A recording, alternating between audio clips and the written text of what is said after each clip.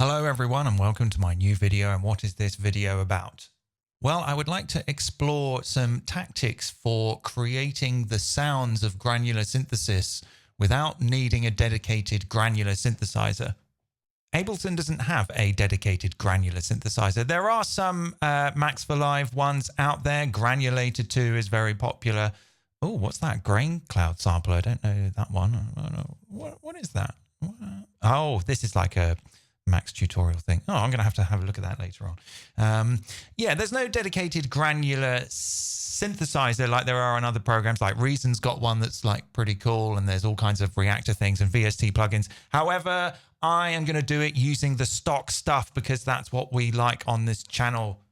And I'm going to use Sampler. You can do some pretty nifty granular stuff with Sampler anyway, but I'm going to take a slightly different approach in a way that I think kind of opens up possibilities and maybe incorporate some things that I've personally never tried before in Ableton or with Sampler, and kind of go with this idea that Ableton has essentially everything that you need in order to create pretty much anything that you want. Really, all of these devices are just components in order to create something larger, in order to achieve what you're after. I've got a handful of samples here, and I've deliberately picked ones that all sound rather different from each other. So that's like a kind of little nice brassy thing.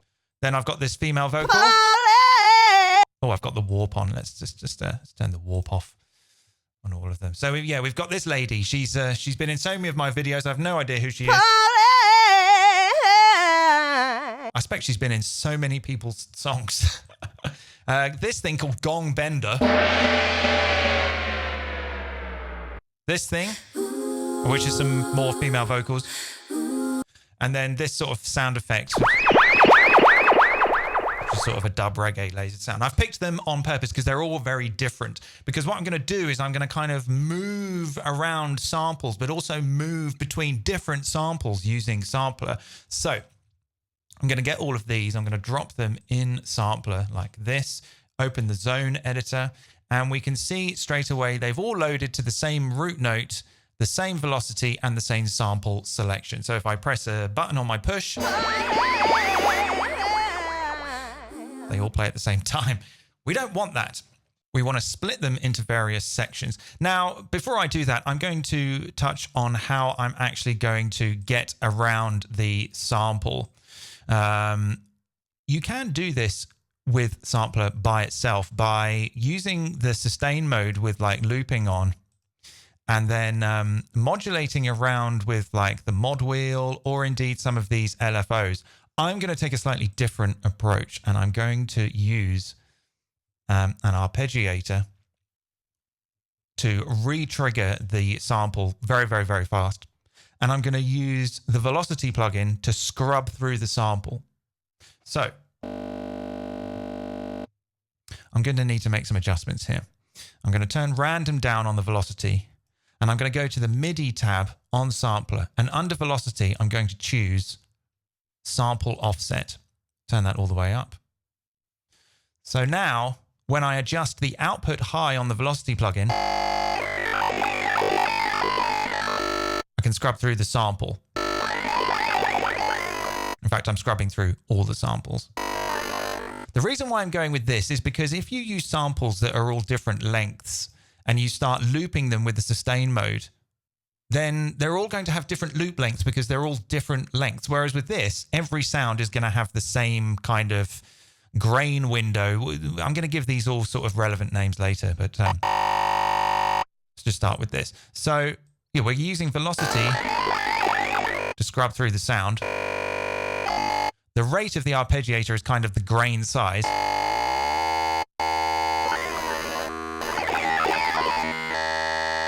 And the velocity can act as kind of like a jitter, like provide noise for where the start position is. Random on the velocity will just generate new random values on each new MIDI note, which is being triggered by the arpeggiator. So if I set the output high to the middle, to the middle here, and dial up this random, you can see that we're playing exactly halfway through the sample for all of them. And as we increase the random on the velocity, then we'll start to see some jitter on that start position.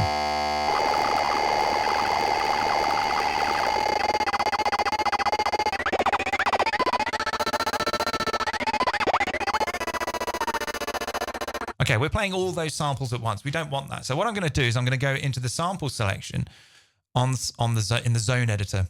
Select all of these samples, right-click, go distribute ranges equally. And now they are all available on a sample selection here. So if I select this one, that is just the that sample. If I move to this one, that's the vocal, that's the gong thing, that's that choir, and that's that laser sound.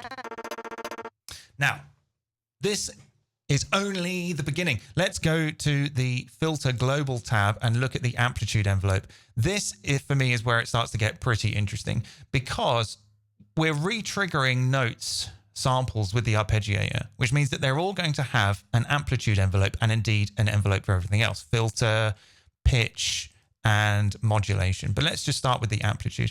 If we disable re-trigger, then each voice gets its own unique amplitude envelope. So when we're used in conjunction with the amount of voices, we can get these very interesting kind of clouds. So if I set this to maybe, I'll just leave it on 6 for now. If I increase the release here,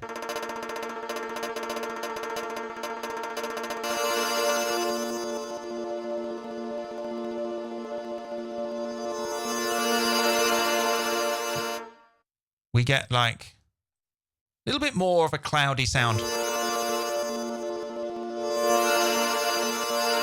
Because each voice has its own release time. If we put re-trigger back on, you can hear how it sounds more sort of clicky and kind of monophonic. So let's take re-trigger off. And we can also use the amplitude envelope to kind of make like a windowing function. If we increase the attack time, put the slope to something like this, and then do the same for the decay. Let's maybe pull the sustain down.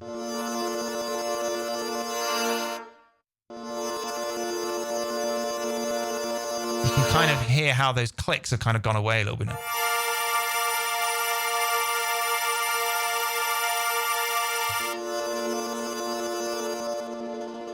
So we're still scrolling around the sample with the velocity.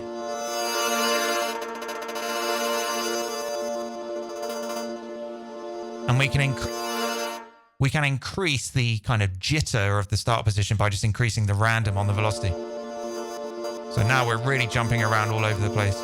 And if we want like a tighter sound, we just increase the rate on the arpeggiator.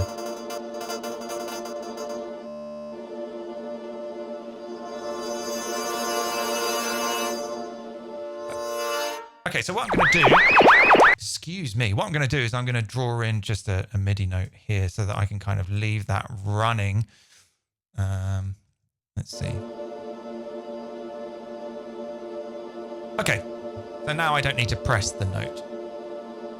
So let's move on to the next interesting bit. We can crossfade between all of these samples and kind of make this sort of weird transition from one sound to another whilst also being able to change the start position and the grain size and all this sort of stuff. So I'm going to do that by selecting all of the samples and I'm going to extend them all out by something like this and then pull in the crossfade to something like this maybe. This is a little hard to judge, but let's see how we get on and then pull this one into something like that. So they all look like they line up a little bit. This one here, we don't need that at the start, and this one here, we don't need that at the end. So it's kind of all about finding a nice spot here. Takes a little bit of tweaking. Let's maybe put that like that. Some of them aren't going to fully match up, but that's okay. This is just an idea. Put that there. Okay, so that's nice. So now they've all got a little bit of crossfade, but they've also got a substantial amount of time where they are effectively soloed. So now we're going to start mapping stuff. Let's get all of these devices and group them and open up the macros. So I'm going to start by assigning the sample selector to macro 1. We'll just call that sample selector. So now we can crossfade between all of these samples.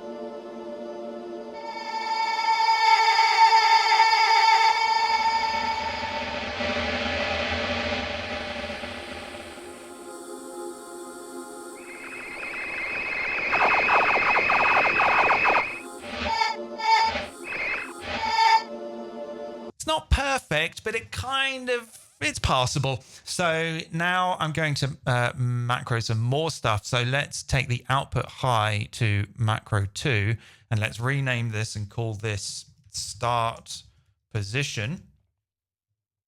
Let's take the rate of the arpeggiator and map that to macro 3 and call that grain size. I mean, it's not really, I'm just using the terminology, but this isn't really how granular synthesis is designed on the inside. It's actually much more sophisticated. This is a hack. This is a hacky tactic. A hacky tactic. Hashtag hacky tactic. You heard it here first on Ned Rush. Hacky tactics. And then we have the random, which will macro to macro 4. And we'll call this, we'll call it like jitter. And that's kind of all I have at the moment. No, hang on. Let's do some more. Let's macro the amplitude, attack, decay, and release so that we can have a little bit of control over that. Unfortunately, you can't map the voices. That's fine, though. Let's leave it at 6. So now we have, I'm just going to rename these attack, decay, release. Release the grains. Okay. So now we've got a bit of control over. We can get really, really grainy like that. And as we start to increase the release and the decay. Oh, there's a bit of a sweet spot there.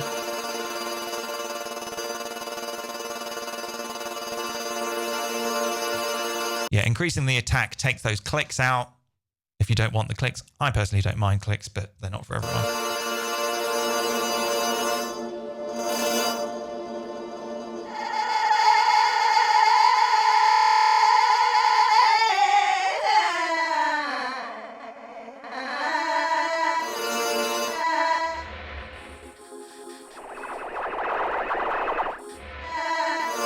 Now we can go even further and start doing things like applying pitch modulation to each grain, although it's not really a grain, we're just re-triggering the note. Let's see what that sounds like.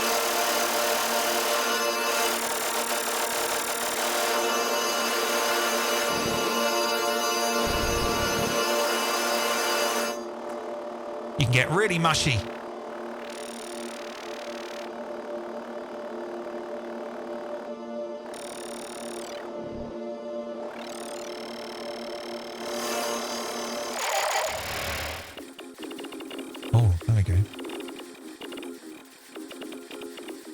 It's a pretty convincing granular synthesis sound, I think.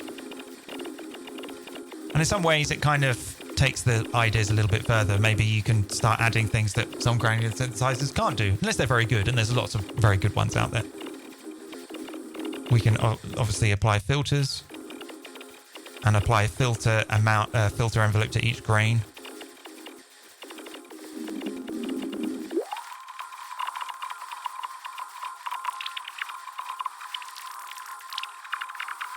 Now we're getting very aquatic.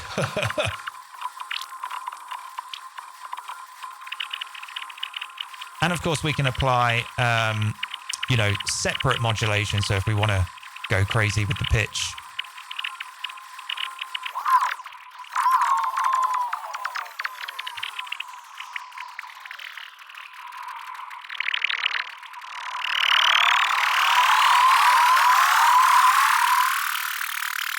Yeah.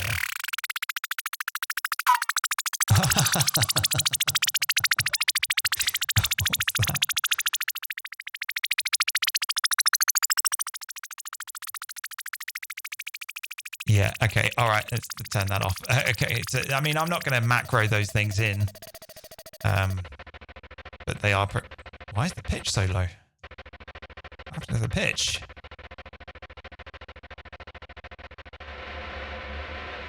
Oh no, the pitch is fine. It's just that sample. That's the gong sound. Now, when you get into small grain sounds,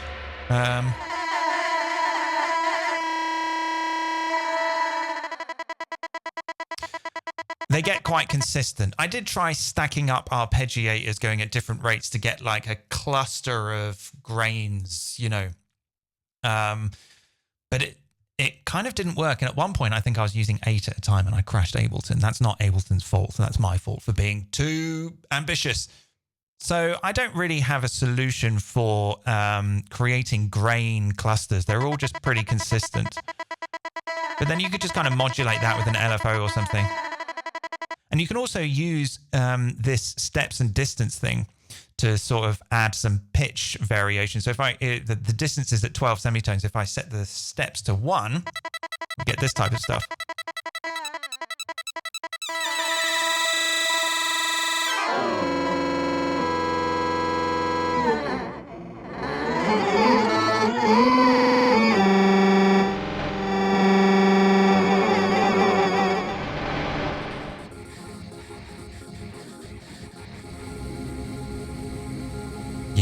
That sounds pretty good. Grain clouds, man. What sample are we on? This one. If we turn that on... Oh no, that doesn't work. Okay. Because we're triggering all the notes at the same time. Okay, let's turn that off. We'll just have to manually click. We can see that we're jumping around this part of it. If I pull the jitter down, then it's really just really hammering one bit.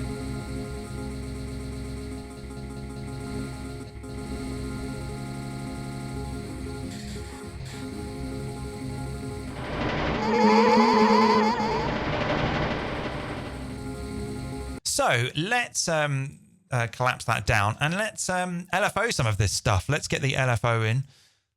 Where is it? And let's assign a very slow LFO to the sample start selection. Or sorry, sample selection. Set that quite low.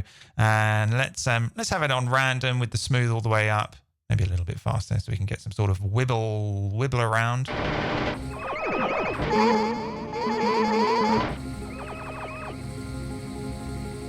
That crossfade is not perfect. It probably needed a little bit of refining, but you can do that on your own time. Let's get another LFO and put that on the start position.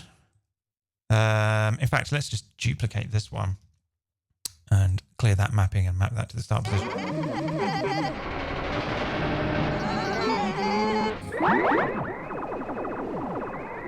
Another one. Map that to the grain size.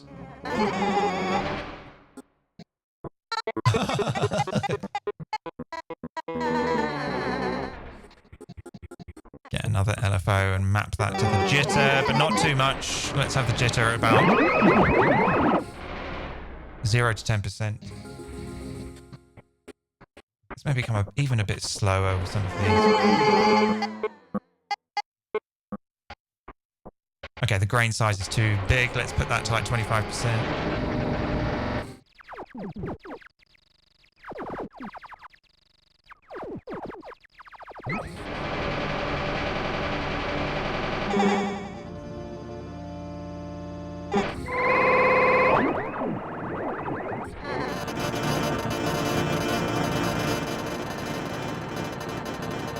So we're definitely getting into abstract electroacoustic drone out. Clusters of stuff.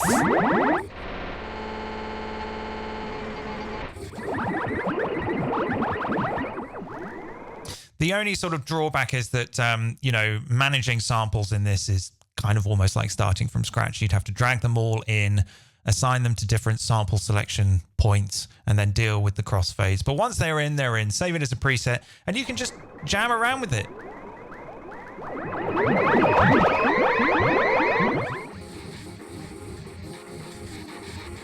Find a sweet spot with the attack to really take out those clicks at the start.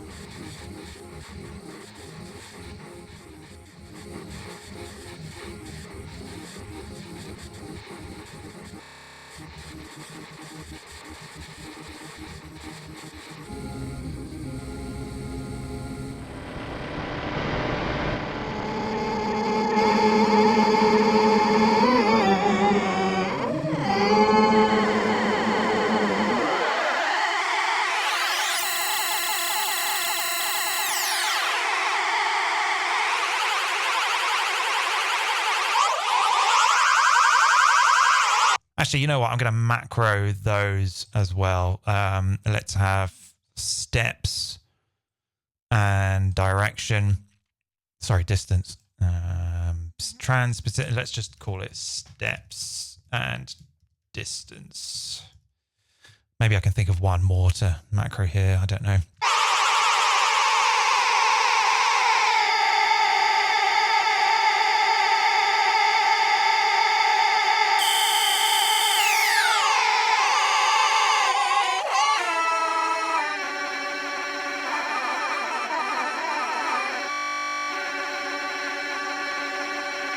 The jitter on one seems pretty good. And we can come right down to just little clicks if we want.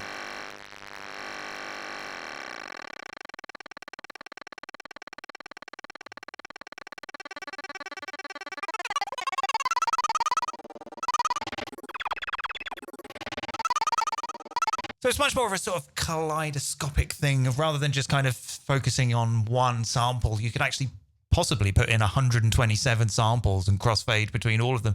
And all of their start positions and re-trigger times are all going to be matched quite nicely. Find a sweet spot with the amplitude. I'm just going around in circles now, really. I think I've made my point.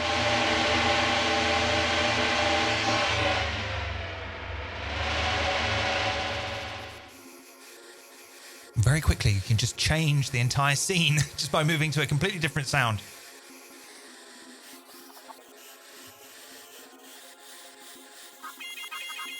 Yeah, that's kind of almost like what the morphogene does. When you turn, I can't remember, I haven't turned it on for a while, but you know when you're on the morphogene where you can kind of turn up the thing, there's like a knob that you turn it all the way up full and it starts to wibble around like up and down an octave or something. This is kind of a bit like that.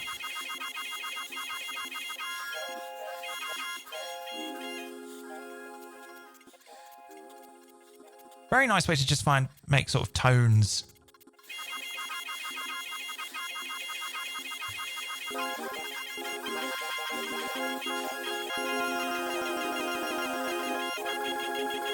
It's a little bit like having a kind of pitch delay, but without any feedback, really. Just a limited amount of echoes.